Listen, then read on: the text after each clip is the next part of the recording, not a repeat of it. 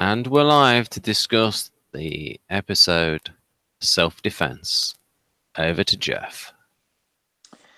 Yes, this is Homicide Life on the Street, Season 7, Episode 18, called Self-Defense, which was written by Lloyd Ross, David Simon, and Yaphet Kotto, and directed by Barbara Koppel. And I will read a brief summary of the plot and then turn it over to Ben for his thoughts. So, Eleanor Burke, the ex-wife of shooting victim Lauren Burke, admits to pulling the trigger but plans on using battered spouse syndrome to bolster a self-defense claim. Despite overwhelming evidence against both claims, Eleanor had indeed been abused during the marriage, but they'd been divorced for over a year, and Lauren had been shot while still reclined under the covers in bed.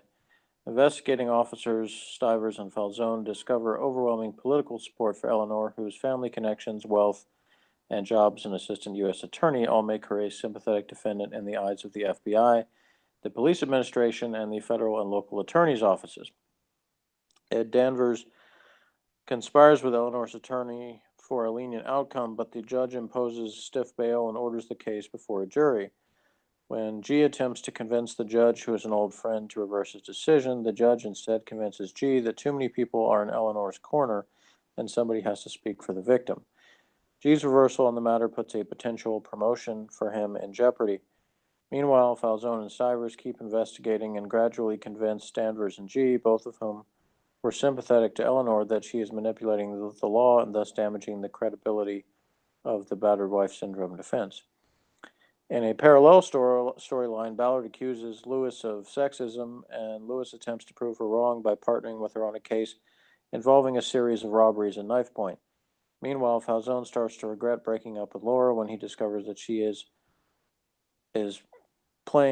bowling with medical examiner George Griscom, which he takes as a personal insult since he is the one who taught her how to bowl. Falzone even goes so far as to spy on one of their bowling nights, which Laura seems to thoroughly enjoy. Meanwhile, Detective Gardy proposes to Billy Lou when drunk, but she declines and mentions she is already engaged to Munch. So that's the gist of it. Ben, what'd you think? Well, first of all, Lewis shouldn't be so easily manipulated. I thought it was a good scene between the judge and G. Couple of guardians there, I reckon. I liked how he was like standing up for the law, so you could like see his point of view. Right, then. So now I'll go through in order. Oh, sorry, folks. Sound might have been a bit weird there. Garty on. There was a good line from Ballard on Garty having the flu. He spent all night on his knees worshipping the porcelain goddess. So I thought that was good. And then there was the victim of in the other storyline, the Lewis storyline about the stabbing. One of the guys said it was on a stretcher. Some sorry ass rust bucket needs a new muffler on a car. Right. I thought it was competently directed. But nothing special. Yeah, then there was all the stuff with the battered spouse defense and right, and like did he ever threaten her after the divorce? Were there any incidents afterwards?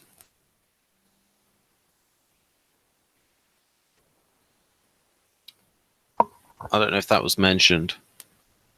There seems to be that she does a lot of things that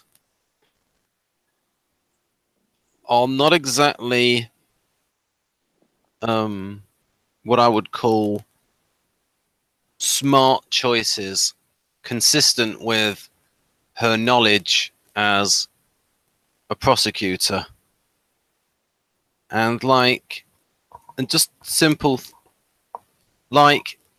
surely she would know about, well, if you shoot a guy on the bed, then about the bullets and the angle of the bullets and things like that. I mean, that would have come up in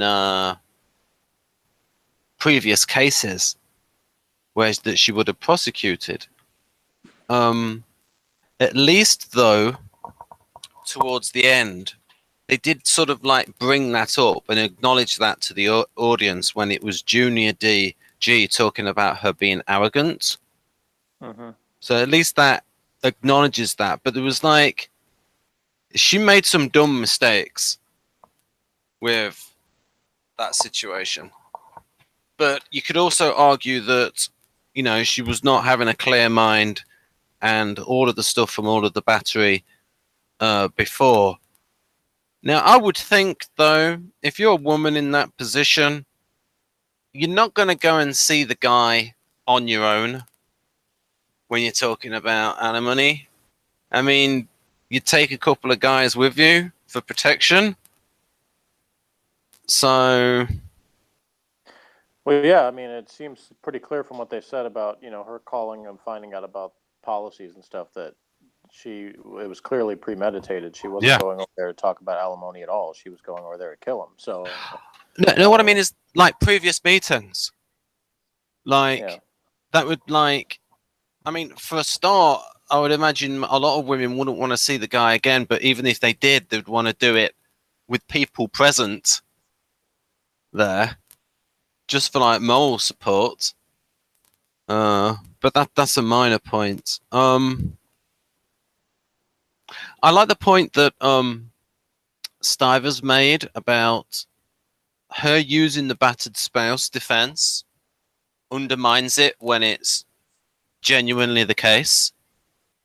Where and I'll say for the audience if they've not seen it, the battered spouse defense is where it's if the woman thinks that she is in, well, not necessarily a woman, but usually it's a woman. Where if she thinks she's in imminent danger, it's sort of I suppose a little bit more distance from self-defense outright, which would be a little bit more shorter term. Do you know a little bit more about this, Jeff? The battered wife defense. It may have come up in other things you've seen. I mean, I think there was at least one Law and Order episode I saw where they used that defense, but I'm certainly, as usual, I'm no expert on law or anything related to that. But yeah, they did say, when it came to the mistakes that she made, she counted on what almost happening, which was if it weren't for that judge deciding he was going to object to it, then she would have basically gotten away with it. So she was expecting, with all the friends she had in high places, that would happen. So she wasn't too worried about, the fact that the story of him coming towards her wouldn't be the case, because she figured it wouldn't matter. And that's a fair enough cover, because we know people in real life, like people who've been really arrogant, and you think, how stupid can they be? Hillary Clinton, for example. But it's making these dumb mistakes, and people can really do it out of arrogance. So at least they did acknowledge that.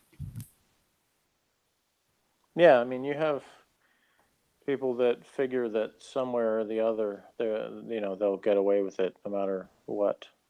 Yeah. What the facts say, and the reason they can think that is there's instances where they do. So,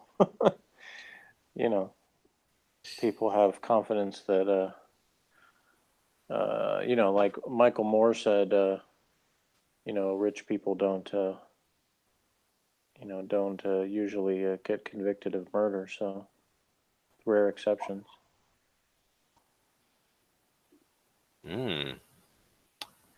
Well, they usually have better lawyers.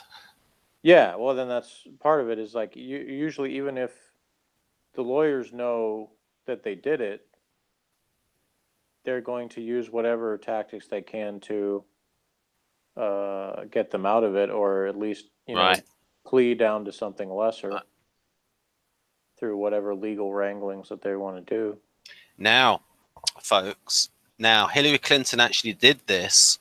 Now it's on tape of her joking about getting a guy off who probably did rape uh, a woman, and she's joking about it, and that's on tape. So that's just talking about how some defense lawyers can be a bit morally dodgy. Yeah, I mean, one tactic that's used often in Law and Order has covered this quite a few times. Actually, it was the attorney, the people that can afford to have attorneys on retainer and basically, pay them unlimited. They can hold up a trial by filing so many motions Mm.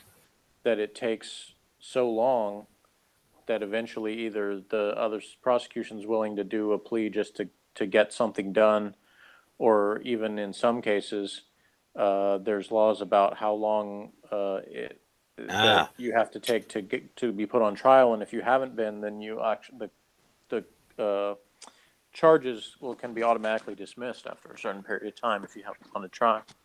And I imagine that these public prosecutors have like a backlog. It's like, so if you've got this Right. case just like dragging on, and it's like they've got these other cases just nipping at their heels, it's like, Yeah, certainly in big cities, like Baltimore and New York and places like that, you're gonna have that kind of thing happen more often because they always have a backlog of cases. So. And as has been covered, several times on both shows, there's pressure, there's sort of political pressure to clear cases regardless of how you do it. So there's plenty of times where they, will do plea bargaining to lesser charges just to get them convicted of something, to say that they did it. They can tell the public that yes, we convicted somebody. Well, here's our conviction record, and it looks better. there was that stuff about, and of course she was also doing because we find out at the end that she was like doing it for the insurance. When she mentions that she was on 95k a year and that she's dead broke, and you see Falzone's reaction, and because of previous things he said, he's probably thinking that's twice as much as what I get, and I've got a divorced wife. Yeah, more than twice.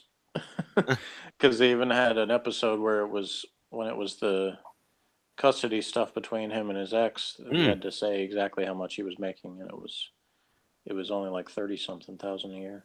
Yeah, and he's got a wife and kid to Yeah. pay for. Now, usually you're critical of Stivers. What did you think of her in this episode? Well, I think we got a little bit more, not a whole lot because it wasn't really the focus, but we got a little bit more in this episode of why Stivers, is a good detective as opposed to just a nosy person when it comes to people's personal lives or trying to interfere. Because she is somebody that is not easily snookered into, accepting lines. She's heard it all. She was in narcotics, and she's sort of like she's heard every, drug dealer and everybody's excuses for things, and she's not easy to put one over on. She's trying to get at the truth of things. In fact, there's one scene where it's her and Falzone and Mike, where it's like she seemed to give in a little too easily, but then I don't know, she may have just determined at that point it wasn't worth it to keep pursuing. Do you think her best fit MBTI type is ISFP? That's kind of what I figured. When she was first introduced, they almost kind of made her more of an ISTP, but then when all the Mahoney stuff happened, it sort of, she sort of shifted anyway to seeming like she was more of an F. Yeah, so, yeah, that's kind of what I'm thinking. I think she's like in a few episodes, she's given good relationship advice to people, especially to Falzone. It's like stuff he's not seen. Yeah, well, she's kind of matter of fact in the way that she says things, which does come off more SP, where she's not like it's not about sticking to community standards kind of thing. It's more about like her experience tells her this, Yeah. and so even though she does do a lot of assumptions, about what's right for other people, it tends to be more based on experience than it is based on like, well, this is the proper way to go about this. She seems to have that thing that you said you didn't have, guilt gut. Maybe, maybe some of that, yeah. Yeah.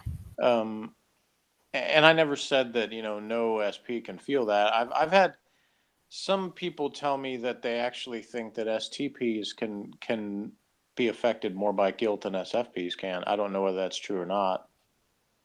How much that's true, but I have had people say that. Hmm. And I don't know if that's maybe just that whole thing about them being less comfortable with their emotions. So it has a tendency, or they tend to want to repress emotions. And so when they do that, it can create kind of a, repressed feeling of guilt or something like that. I don't know. It's I suppose what the theory would say is, oh, I think guilt is it's not something that can be completely type related, but there are certain patterns where, Oh yeah, no, I yeah, wasn't trying to say that it yeah, always is.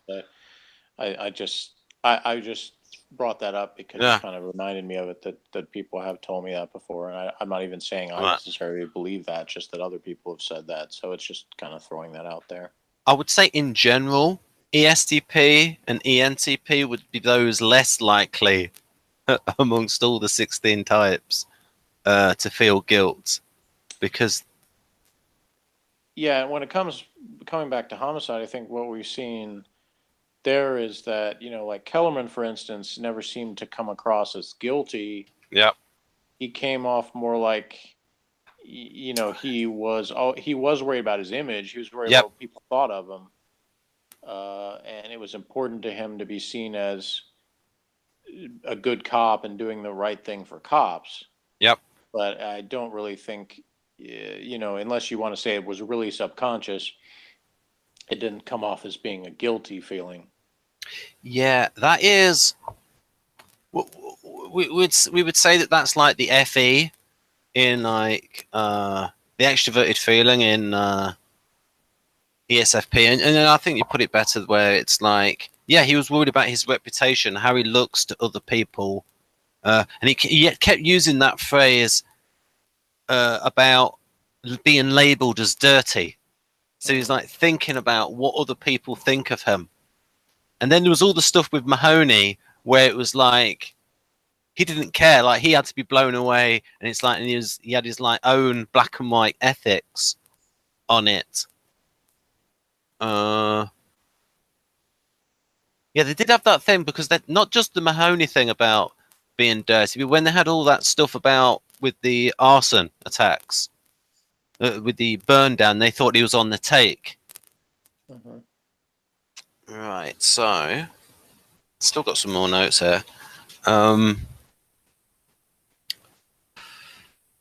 I mentioned the 95,000. Yeah, but that light defense dead broke, and it's like Yeah, I that's know it's where. easy for me to say, but I'm not, because I'm not in the type of position of being a judge or anybody in the position to judge that. But when people start going for that, like they're expecting, they've gotten used to a certain lifestyle. Yeah, Because he says that, and it's like, so what?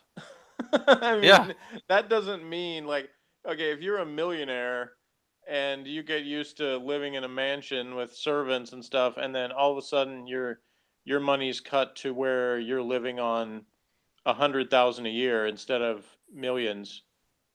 then you're not broke. Exactly. you're just not super wealthy anymore. Yeah, and even if you have got one of those jumbo-sized mortgages, you could, not pay your.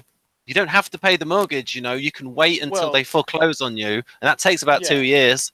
you can refinance. You can declare bankruptcy. You can Yeah. sell.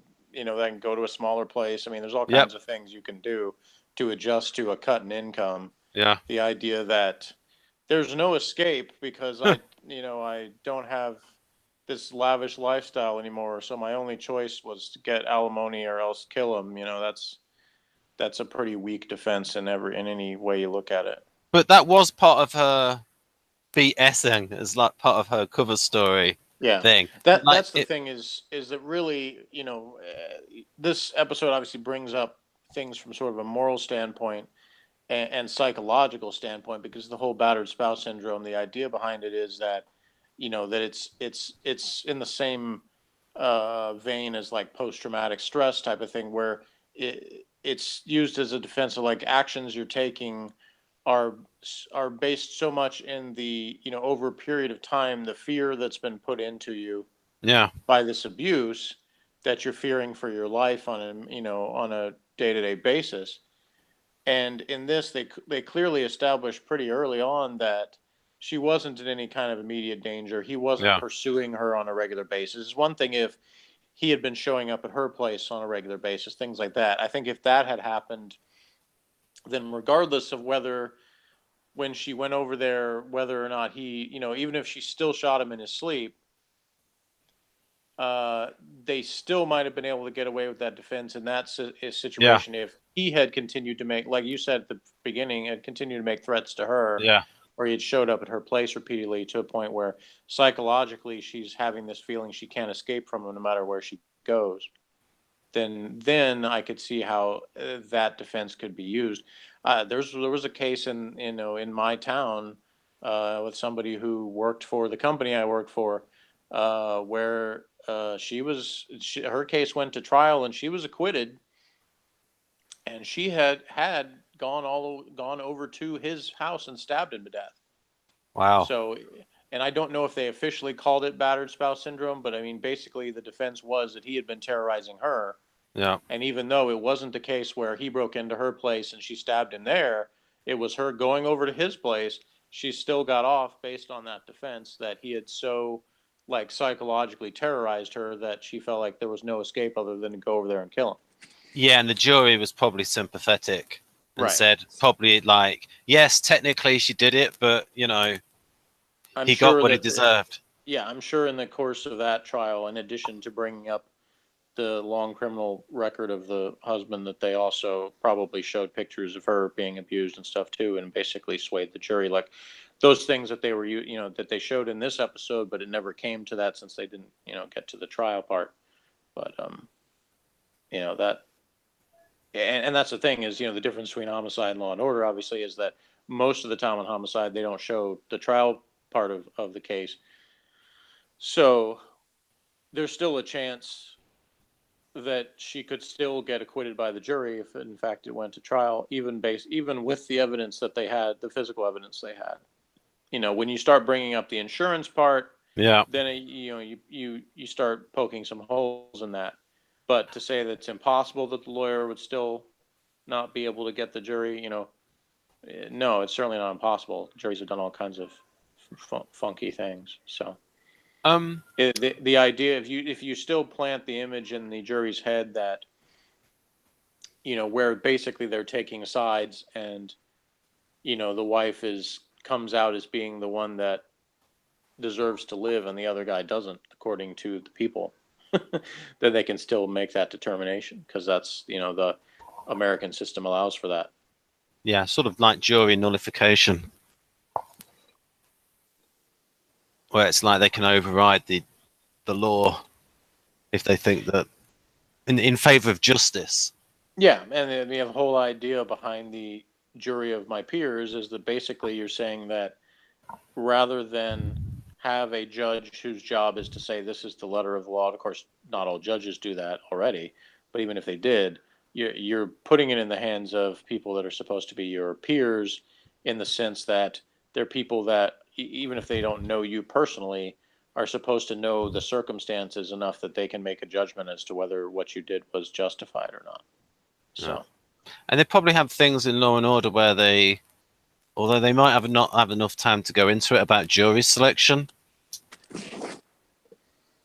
Is that a factor in Law and Order, or would that stretch out the You know, episodes too much? of the ones I've seen, and I'm almost through with season 9, so there's still, amazingly enough, more than half the show that I haven't seen, because they went 20 seasons. Uh, but there hasn't been very much about jury selection. There may have been a little bit, but it certainly hasn't been a focus of a lot of episodes that I know of. Because I remember So. there was a film or with Gene Hackman in, and I think it was like something jury. It might have been an adaptation of a John Grisham novel, and that was a part of it where Gene Hackman was like, I think he was a defense lawyer, and like it was talking about the fact that him getting the jury that he wanted was like a massive part of his strategy. Yeah, well, having now been through the process of jury selection, Mm-hmm. I can say that for me, it was just a lot of boringness and oddities, and then not knowing in the end any particular reason why I wasn't selected, because I'm not privy to that information. It would have been nice if if there was, because there's all these things about, like, Freedom of Information Act and stuff, where, there's certain information people are supposed to have access to and stuff. It'd be nice if I knew there was something where I had, like, the right to be told, like, what was actually said or written about me in the process of being considered to be a juror. Because just out of curiosity, I would like to know. Yeah. I mean, I think people should have that right, because it's like, if they get told why, some people might think, oh, that's interesting. Well, Maybe. I mean, I can see why they wouldn't want to do that, just from the standpoint of, if they think that people would use the information to try to, rig the procedure in some way, where, if they were selected again, they would try to manipulate, they would try to say certain things to manipulate the process based on that. That's. Yeah, also, if the people deciding who gets to be on, if they say something particularly rude about someone, and then that person found out what they said, they might be highly offended. Yeah, and it could bias them to further. If for instance, if I was selected for jury duty again, and any of the same attorneys were involved, if I knew ahead of time something that they had said about me, Mm. it might affect my, if I was selected, then it might affect how I, theoretically, how I would think of them, or, be biased towards or against them based on what they had said in a previous thing. Yeah. So I Especially guess, I'm thinking that's probably why they wouldn't want to release that information. But now, Jeff, if you were directing this episode, would you have directed the actress playing Eleanor differently, maybe to show a little bit more of the effects of the abuse?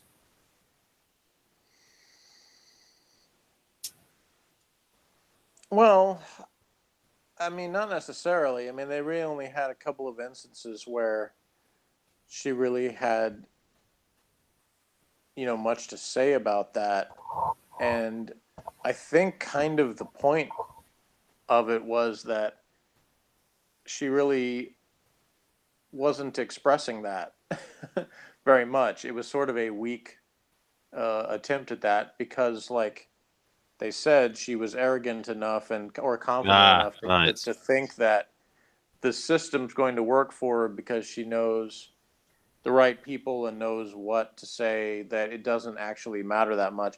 Now, if it actually went to a jury trial, then obviously at that point, uh, you know, the character, the person, and then is probably going to be told by the lawyer, you need to play up the the abuse angle and really make the jury feel for you.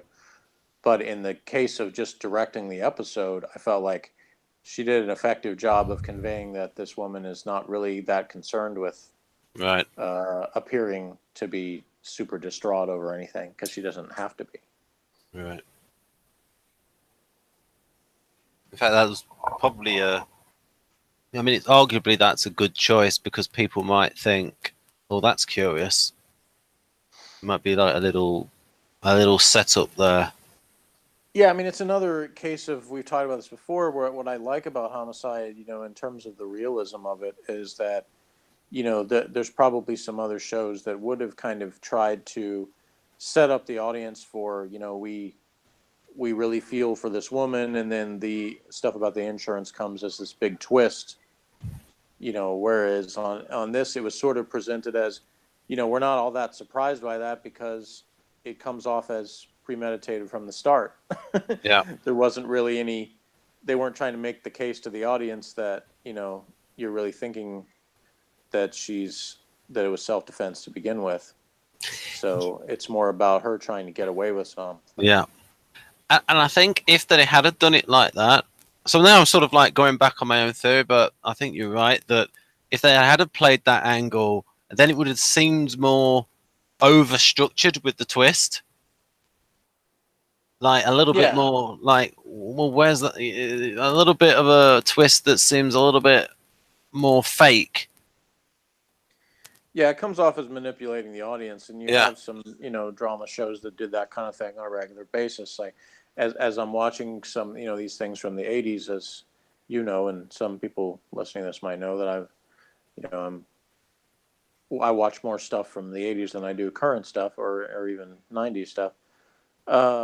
And so one of the shows I've watched some of is Matlock, and Matlock's an example of a show that can be a fun, enjoyable show to watch if you do the suspension of disbelief thing of all the things that are unrealistic about it, and the audience manipulation type stuff, which is what they definitely do when it comes to this sort of thing. Like, if Matlock had been doing this case, then they definitely would have set it up to look from the start like, you're feeling for this woman who's had this horrible abuse happen, and then piece by piece, Matlock would get the clues that, she really had set everything up, and then the insurance would be in the last 5 minutes of the show, and that would be the bombshell he drops in the courtroom in the climax of the story.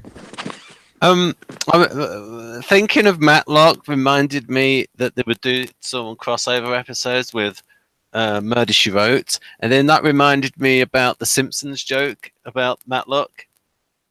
Do you remember that, Jeff? About what? The Simpsons joke about Matlock. Well, there was more than one joke about Matlock, because it was a recurring thing that Grandpa watched it. Yeah, that thing about when the old people remembered that Matlock and Murder, She Wrote was on, they all went home to watch it. Yeah, there's a line in the one episode where they're trying to find, I think it's the one where they're trying to find the cat burglar, and Grandpa says, "Let's call Matlock," and Bart says, "Grandpa, Matlock's not real," and he says, "Neither are my teeth, but I can still eat corn on the cob if someone cuts it off and mushes it into a fine paste."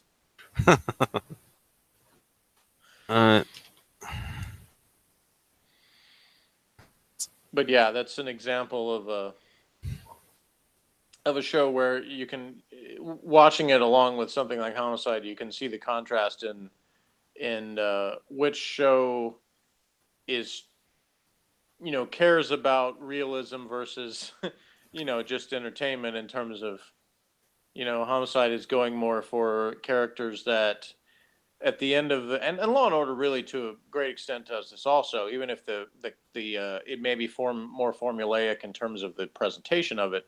Most of the time in Law and Order, the ideas are similar, in that usually at the end of the episode, you're not particularly happy with anybody. You're usually reminded that people suck, people have all these flaws, and nobody comes out of it looking all that great a lot of the time, because it tends to highlight the flaws of everybody involved. Jeff, I've got a show for you that has an enormously high reputation, and you'll have heard of this so many times. But have you? Are you like gonna watch like Hill Street Blues from the beginning? I considered actually doing that last year because last year was actually I was watching 88 shows, and that was actually when they started syndicating Hill Street Blues, because it had been off the air on the network for just a year or two, I think, at that point. And so that's when they started it from the beginning in syndication. But I couldn't actually find anything that had complete episodes of it, so I didn't pursue it. Oh. And I had already too many other things I was watching What? where it was too long to really try to do that. But I'll tell you what. I'll try and find it for you, Jeff. but From my various it's sources. right. Well, it's definitely not a priority in that I felt like eventually I would probably watch it, but it's not like, because it didn't actually. I'm focusing more on the shows that were actually airing on new on the networks at this time in '89, and it was already over when it comes to that. So, I can try and find the pilot for you, or yeah. But anyway, I'm familiar with some of the stuff from Hill Street Blues just because I watched NYPD Blue and read a lot of stuff about that, and of course Stephen Bochco was co-creator of both shows. did he do Murder One? Yes, and L.A. Law and several other things. Bloody hell! He must have earned a pretty penny. By the way, slightly homicide related, because since I'm up to 89, I a couple weeks ago watched the Oscars from that year, and Barry Levinson, co-created Homicide, won the Best Director that year for Rain Man. Ah. Which is a good movie that I haven't seen in a long time. Why do you think the casting is so good on Homicide? I don't know, and I said this before, and I still haven't done it. I thought I was going to look up and actually, note the name of the casting director, and I never actually did. It shows how much respect casting directors get. That even as we go on and on about how good the casting is, I still don't even remember who they listed as the casting director. I mean, but part of it is it's a different pool of actors, as we've talked about before, in that they are actually filming this in Baltimore, so it's not the same people as Hollywood and New York casting. So I think they, to a certain extent, they kind of had to branch out probably a little bit and either get people that were local people, or just people that the producers of Homicide had experience with. I think you have some actors that you have on this show had worked in other shows that Tom Fontana and James Yoshimura and those guys had worked on, and so they would come recommended of, oh yeah, we this guy was good before, so we want him back and stuff like that. So some of it was kind of word of mouth and experience with the people, and others was probably just a different pool of actors. I mean, they might have been able to like tap into the East Coast cast and like the people in the but I wonder, it's like you might have like just a casting director that is so good that he can spot naturals. Yeah, I mean, it's definitely a under respected position in terms of how big of a difference it makes in shows when you cast well. I mean, I would put it like number 2 after the director, casting director. Yeah. Because I think it's even more important than the cinematography, because even bad shows have decent cinematography. And it's tougher in television than it is even in movies, because you have to get network approval of everybody. So you can have a casting director and a producer say, this is our guy, and then the network can say no. And they can all of a sudden have to change to somebody else. So it can be a difficult situation, because having to deal with network approval on everything, including who you cast. Maybe if you maybe the really good casting directors can sort of like get a little bit more leeway in their contracts And of about course, not you're being dealing with overridden. you're dealing with people's agents too, who will frequently, if you got somebody that is trying to be a film star, and a TV show wants to cast them, you have agents getting in the way and saying, you shouldn't do it because then you're going to get they're going to see you as a TV actor, and then you won't get the film roles anymore. You'll just be called for TV stuff, things like Also, that. would And there's a would the couple of agent get instances less even. money? Yeah, probably so. And Yeah. I think there's at least a couple of instances of that happening with homicide actors where the actor accepted over the recommendation of the agent. I think both with Robin Williams and Vince D'Onofrio, both of them, the agent was like, "No, we don't." He doesn't want to do it, but then the actor himself said, "No, I do want to do it over the agent." So I mean, when they have like that 10% fee, I mean, they only probably get the 10% fee for like getting them the job. It's not like if someone's on homicide for 7 years, they're not going to get 10% of their wages, are they? yeah, and of course the ironic footnote to that is that both of those actors I mentioned were nominated for Emmy Awards for guest appearing in Homicide. So the agent was probably forced to say, "Okay, you were right about that one." Yep. Right. Oh, yeah. I got a story about that. Patrick Stewart only did the pilot of Star Trek because he thought it wouldn't go to series. Yeah, there's quite a few incidents of that sort of thing happening, or somebody, or the opposite of what I said, where the agent says, "Well, you need to, get your name back out there. So just do this TV pilot. It won't be picked up, but you can have something else to put on your like reel that you've done recently." Yeah. And then it ends up getting picked up. Because a lot of them probably you got that artisan temperament and they don't want to be locked down for something for 7 years. Yeah. Right. Yeah, okay, we've done the stuff about how premeditation can't really be self-defense, unless it's that case that you talked about, and where the jury was sympathetic and she was being harassed a lot. Yeah, I mean that's where the discussion gets into, is where you say, well, what were the circumstances that really led and on Law and Order they always have they make it a big deal of having somebody like evaluated by a psychiatrist or something to get like the official ruling on what this person's mental state is. And so I think if this case had been on Law and Order, that probably would have happened, where they would have had uh, the court psychiatrist or whatever would have had an interview with them to ask him about like how, what the actions of the husband led you to psychologically, that kind of stuff. Yeah.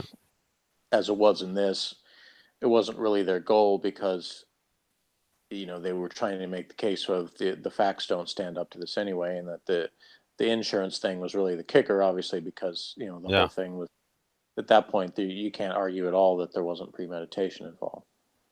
Yeah. Now it doesn't mean that her lawyer wouldn't still argue that her doing that was still out of fear. That she was just trying to make sure her financial situation was going to be taken care of.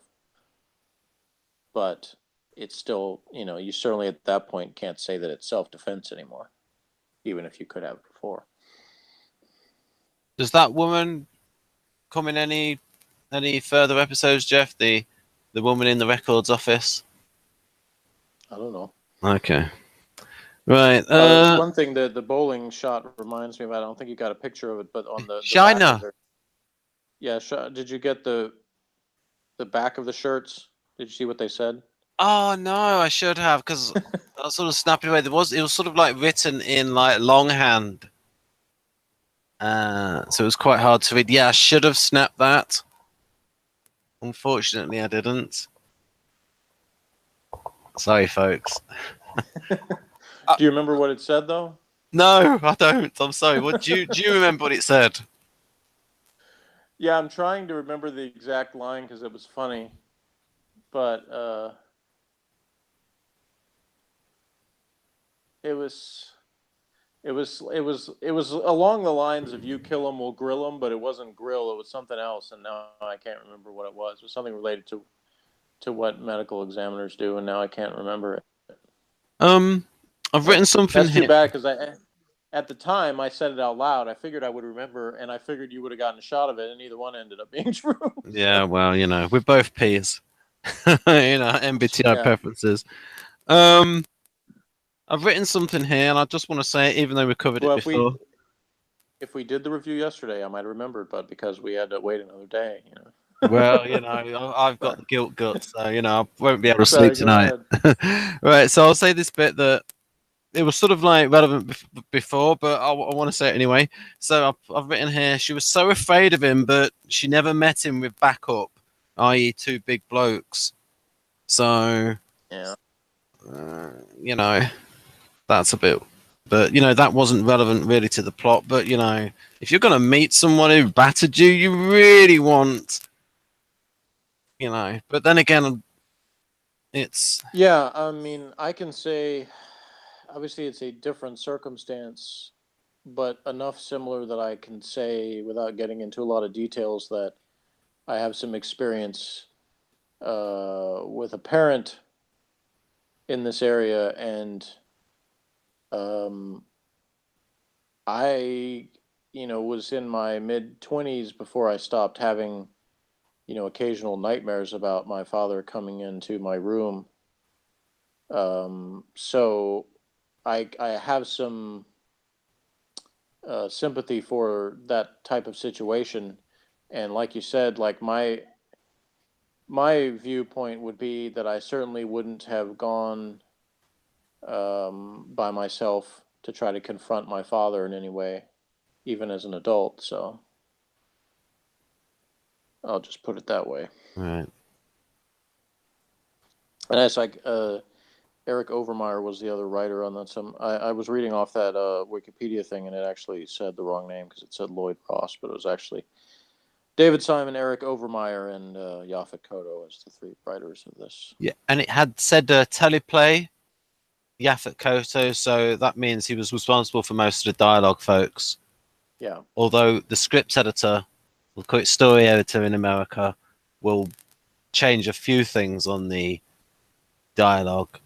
But then you get all these like Yeah. there's Writers Guild of America things where it's like the Writers Guild of America don't like too many people. They don't want the script editor changing stuff so much that they can put their name on it and then get a fee. And then there's all Yeah, and these. David Simon, has some input on the dialogue as well, since he's the one who, had experience observing the homicide unit, as well as Gary Diodario, that G's based on, as a consultant. So you have that I'm sure probably had some input. So sometimes you could probably have where the script editor has rewritten most of it, but they still let the writer have their fee. Yeah, Oh. because generally what I've always read about is the person or persons that get the credit for writing uh, an episode, because a lot of times you don't even specify teleplay and story on a lot of the writing credits. It's just written by Yeah. either one person or more. Usually it's the person who's responsible for the basic story, Mm. as opposed to, you can have, when it comes to, like you said, an editor may change a lot of the dialogue, but they will keep the basic plot that was written by the original writer. Also, Now, obviously, some shows yeah. do more of an ensemble writing, where there's a lot of input from different people. So they still give the credit for the person who basically came up with the story idea, Yeah. but there could be individual lines written by basically anybody on the writing staff. Um, and by that point, like somebody who's been on the show for years, they can write the dialogue easily because they have like the voice, all the speech patterns of each individual character, and so they Yeah. can write them quickly. Yeah, and I've said before that, my own personal talents, I feel like I'm a much better dialogue writer than I am a story writer. So, if I, one of my dreams came true and I was able to do some homicide audio stories, kind of like the Big Finish type deal, uh, I wouldn't want to write solo because I would want some help with coming up with the plot. But I would have confidence that I could write dialogue for any of the homicide characters because I feel like I know them all well enough to do that. And folks, I can back Jeff up there on his claim about dialogue because I've read some of his scenes, his soap scenes, and they were good. The dialogue was good. Right. Thanks. Yeah, and that's the thing is, that doesn't mean I still might not seek input. If I was writing something and, obviously if I was in that situation, I would have wanted to consult with, the homicide producers or writers if I could. And so I would probably talk with those people, even if I wrote dialogue and say, anything you think needs to be changed here or would sound better, that kind of thing. So. Do they have concealed carry in Baltimore, in Maryland? I don't know. Right. Okay. Right, and I made a point here that there was that good line, that good exchange between Barnfather. I mean, I actually saw that his first name was George. I never knew that before. I didn't. Yeah, it's been mentioned at least a couple of times, but very briefly, so it's not a. We saw that there was like that heated exchange between Barnfather and G, where it was like Barnfather says to G that you have no appreciation for the politics of it, and he says something like, "Respectfully, Captain, that's what it appears that you're the only thing that you're good at." Yeah. Yeah, that was a good scene, and you saw, the situation of him saying, G immediately being suspicious of the promotion idea when it first gets brought up and saying, this, what's the catch kind of thing, what's the politics involved, and Barnfather at that point is saying there's nothing, and then basically later in the episode he's admitting that there is. So it was just like, well, what I said earlier, it was basically just words, because as soon as there is something where then they want something done, political machinations done, then he expects them to do it and threatens, that the promotion will go away if he doesn't. So, Jeff, you know a little bit about enough about Enneagram. Which Enneagram type do you think G is? I don't know much about it, but I would say that from what I do know about it, it seems like that the one that comes off as being like the most like forceful would be a type 8. So it feels like that he might be that, but that's just I guess I don't know. Yeah, I mean, I personally think that only an ESTP can be an 8. I think act dominantly is not.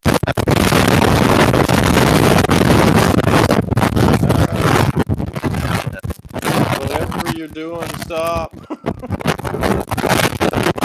Now, is it okay now? Yeah.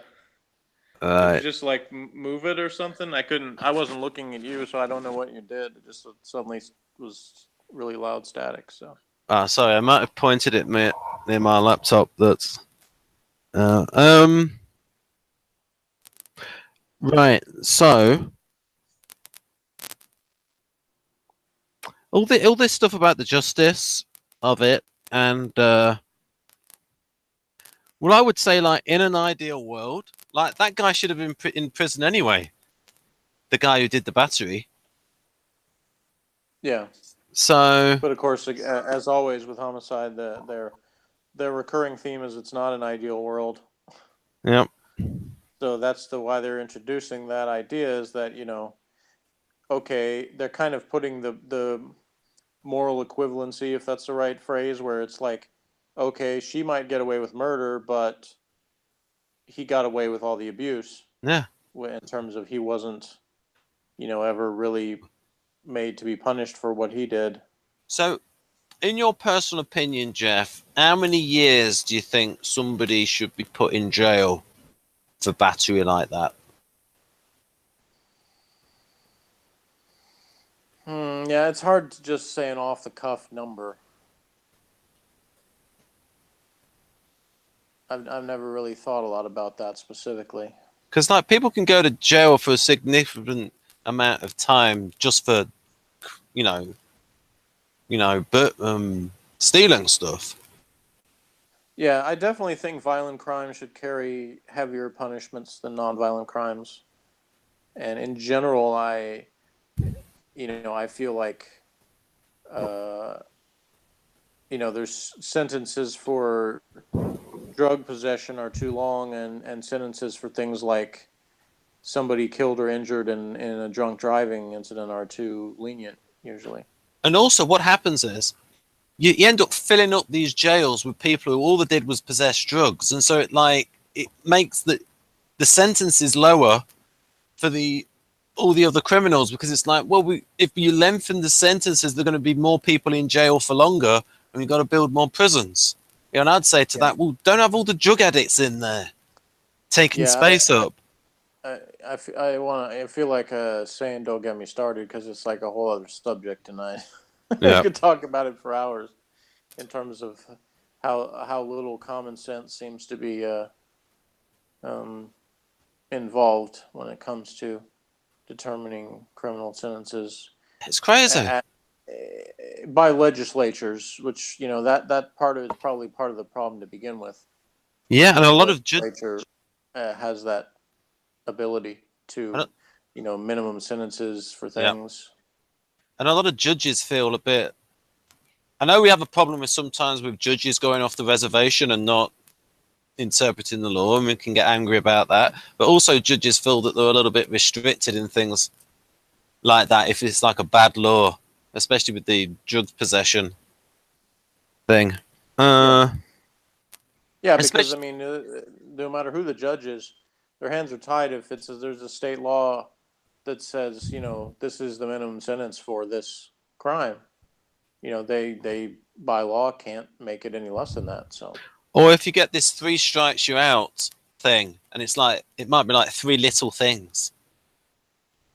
Yeah, it's like I talked about with one of my coworkers the other day, the state law that Texas has, and I think they have it other places too, but I know in Texas what they call the no pass no play law in school, where if you fail one course in a 6-week period, then you're ineligible for any sports or other extracurricular activities for the following 6-week period.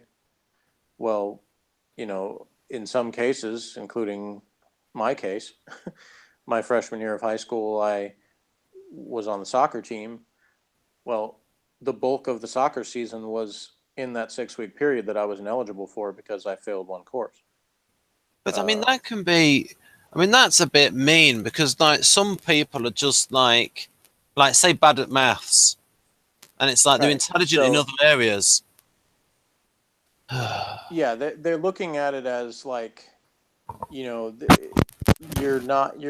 trying to make them study harder, so because you're saying the school is about this subject rather than sports or whatever.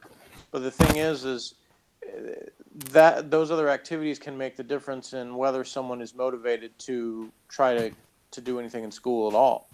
If they don't have something to look forward to that they can be good at, then they don't have the incentive. And if you basically tell them, your year is going to be wiped out, because they say, well, it's just 6 weeks. But like I said, if the bulk of that season is in that period, then you're saying that basically, you've got to endure another year of off season the second year with the hopes that you won't fail something in that same 6 weeks and miss most of the season again. Or lose your place. Yeah, and I determined my second year of high school that it wasn't worth it, because I might end up in the same situation, and I would have. because I failed geometry that same 6 weeks my sophomore year. So if I had been in soccer, I would have the exact same thing would have happened. You know, where I only got to play 1 or 2 games, and then the rest of the season was left out. So What happened in anyway, what happens in Britain is like in the final 2 years of school, you pick the subjects that you're good at.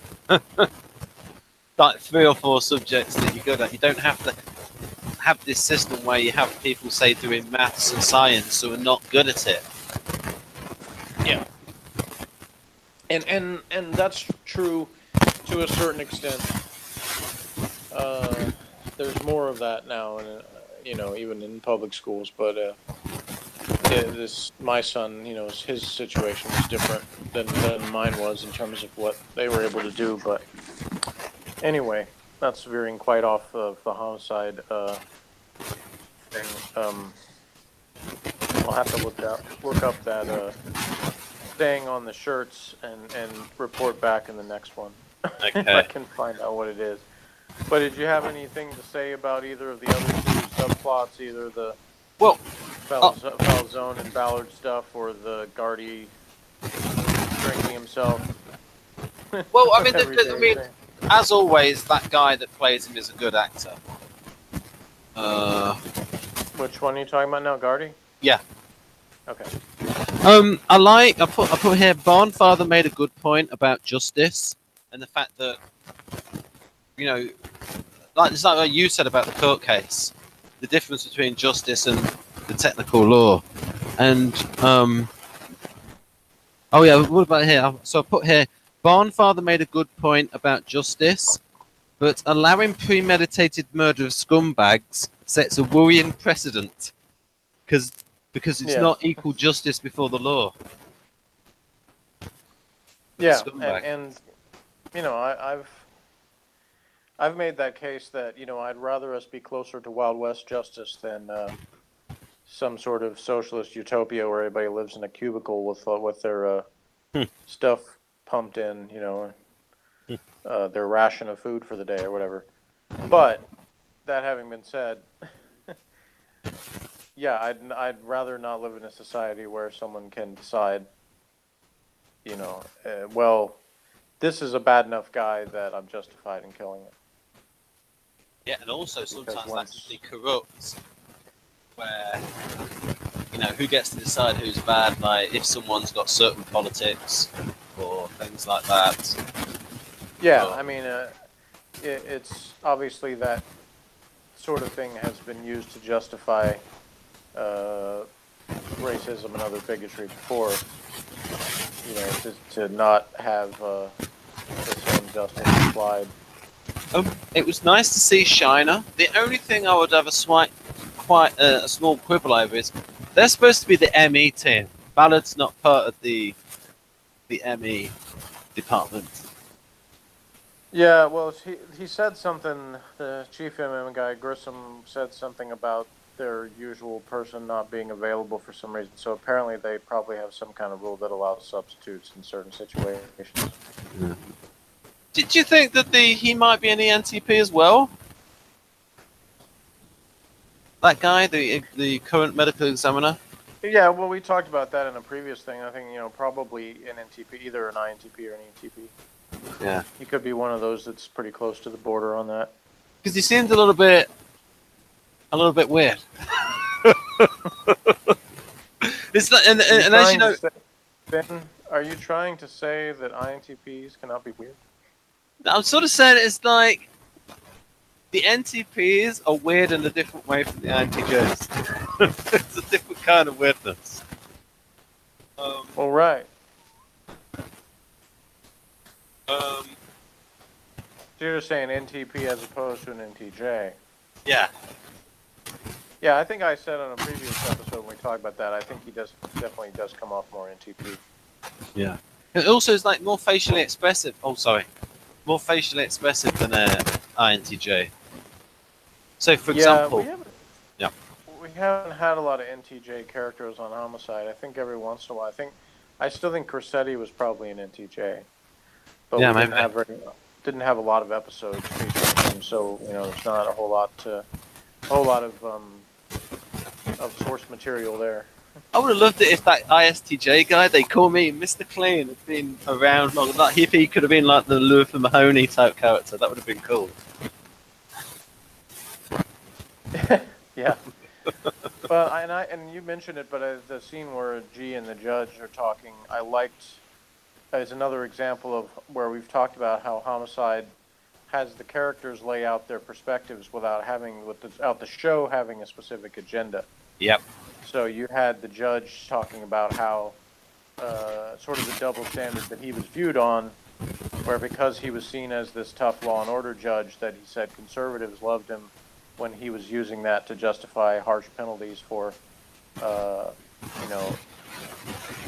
lower class, I guess you could say. But then in this case, when he's trying to apply the same standard to somebody that's, a government official that's wealthy and stuff like that, he's saying that suddenly now they want me to go the other direction. But he's saying, I'm being consistent. Oh. Because I'm about the law as opposed to pleasing people based on politics. I think there was an episode we've recently reviewed where it was like the only one where I would say they lost discipline on where they seemed to take one side over the other. Oh yes, I think it was the one where they had like the special prosecutor. Yeah, you said that at the time, and Yeah. I don't think that they did. I just think that it was one of those cases where they didn't feel the need to balance it with a particular other character. They just felt like it was sort of balanced by the idea that there was a justification, that the whole thing, the whole plot of the episode, they were talking about how all these government officials were doing all of these, underhanded things. So the balance was sort of in the idea that we're showing you that government is corrupt, so this guy's presence is justified as an alternative to that. So I liked how Lewis is, when he had the confrontation with that guy and he like got him by the neck because it's like all of these people are watching him. So it's like two reasons for him to react. One is like inside he's angry at it, so it's like the FI thing. But then he's like got all of these people watching him, and he doesn't want to be like humiliated by backing down, and so he like confronts him. But as I always mention, like Lewis grew up in a tough neighborhood, and like so he's from the streets.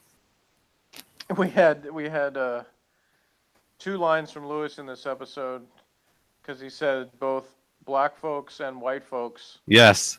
In a disparaging way after talking to a crowd of people who had no help for him. Yeah, because he talks to the black people and he comes up and goes, black folks," and then he does the same thing to the white folks. Because he comes right out and tells the black people, "You should tell me what happened because this is a white guy that did this." Yeah. So don't be thinking you're protecting a black guy if you don't tell me anything. What was that weird thing with?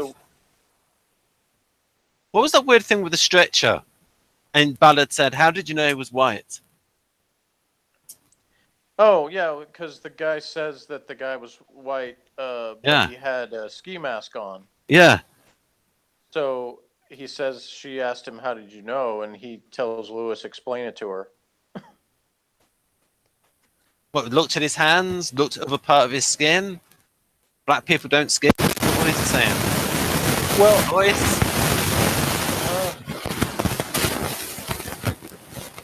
Your mic's going crazy again. Oh, sorry. How about now?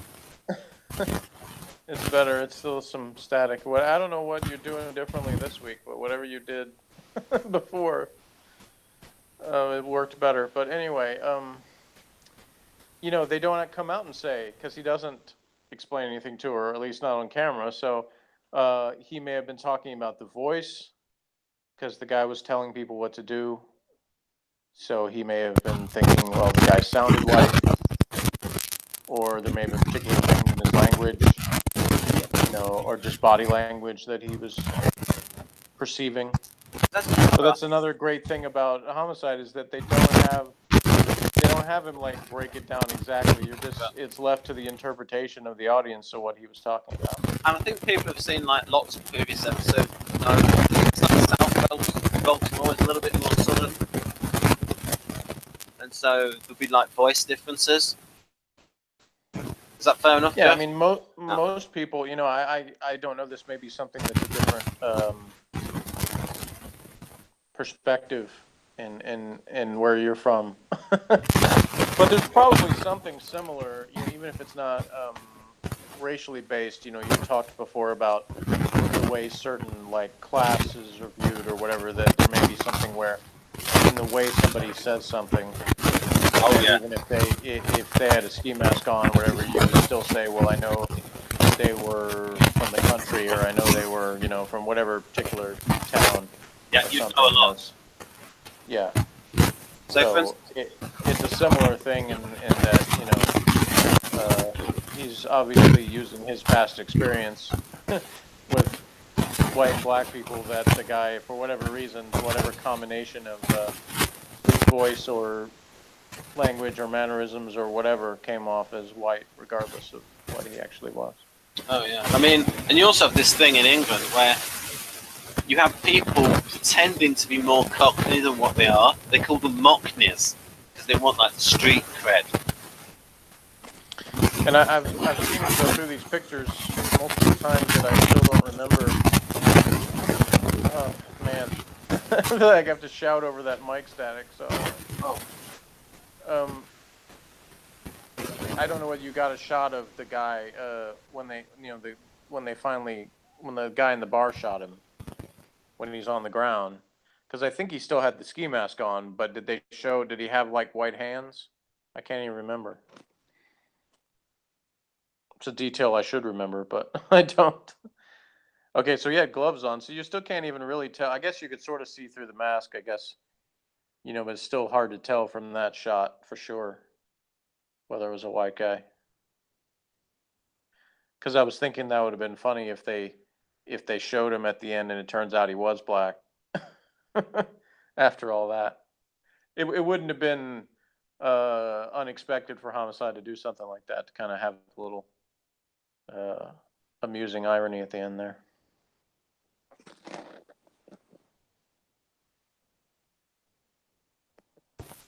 Let's switch my laptop off. I can do something. When did the guy who played Shiner die? You asked me that at least a couple of times before, and I think I looked it up sometime, and it was like 2003, I think. Yeah, because he looks a bit, you know, towards the end there. He's struggling, but I'm glad to see him again. Yeah, sometime, I can't remember if it was the previous season or the one before that, but at some point, he obviously suffered some sort of injury where he was like, he couldn't stand up all the way anymore, because he was always walking around like hunched. Yeah, he was doing a bit of that even when he was like still, you know, when he was like, when we saw him a bit more in the lab. Yeah. Alright, here we go. And you'll see him again. There's an episode, without spoiling too much. I mentioned this before, that there's one episode where before the season is out, where you will actually have an episode that features the medical examiner staff. Not for the entire thing, but more so than they have been. Probably that episode about the guy that was stealing jewelry off of the victims. Ah, yes, that was with was her name Julia, the one Michelle Forbes played? Juliana, yeah. Ah, Juliana, right. Yeah, so we had that key point, folks, with where she actually called to inquire whether, you know, would a insurance pay out if, you know, if the payee had killed the person in self-defense. Couldn't she have just Googled it? The static started happening again, so I'm not sure what you said there. Yes, I said, couldn't she have just Googled it rather than, you know, like, phone them up? Who Googled what? The woman, she could have Googled about the insurance thing, about whether they pay out or not. But, you know, but that was covered by her arrogance. So. Well, in 1999, that was less of a common thing. And not that the internet didn't exist, but it wasn't so search engine's not so all-encompassing. But like, she's a public prosecutor. She's supposed to know the law and like have legal books and stuff. Well, yeah, like I said, and was said in the episode, it was probably basically they, said that she didn't think that she was confident she'd be able to work the system, so she wasn't worried about it. And at least they acknowledged that. At least they sort of covered it with a line and acknowledged it to the audience. So it's like you're respecting the audience's intelligence and all the people who thought, hang on a minute. So what I put here is I've actually put 8 because of some questionable decisions by Eleanor, but I might bump it up again to a 9.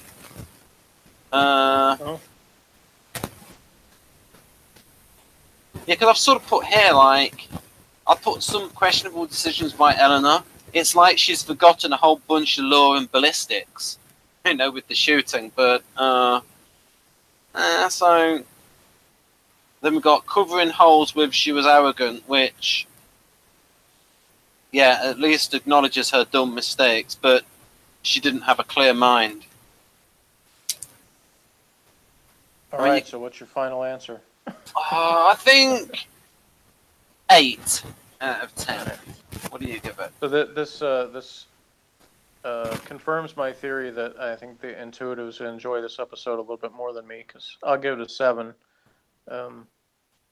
I enjoyed it as, it's a decent Homicide episode, but, it's not like stellar or anything to me.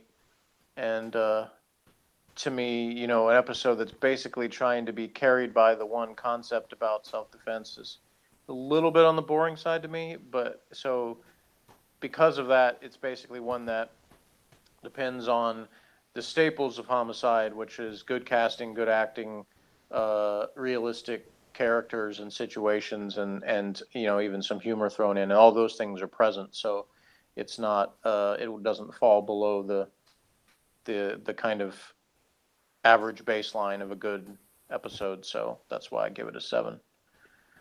So that gives about an average of 7.5 between us. And join us next time for a unique episode called Lines of Fire. Bye-bye, folks. Bye-bye.